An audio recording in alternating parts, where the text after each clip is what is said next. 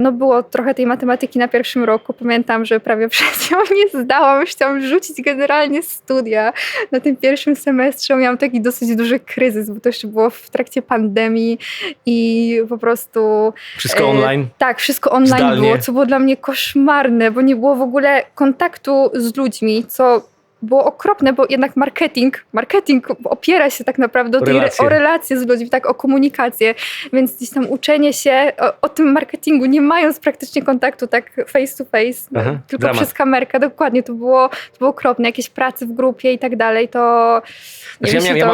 Ja mam podobne odczucia, ponieważ miałem tą ogólnie przyjemność, no ale w tamtym czasie faktycznie było to trudne prowadzenia zajęć. I z kolei po prostu jak widziałem te inicjały na Teamsach i właściwie czułem się trochę, no jakbym z jakiejś innej planety przemawiał do mieszkańców jakiejś innej odległej galaktyki.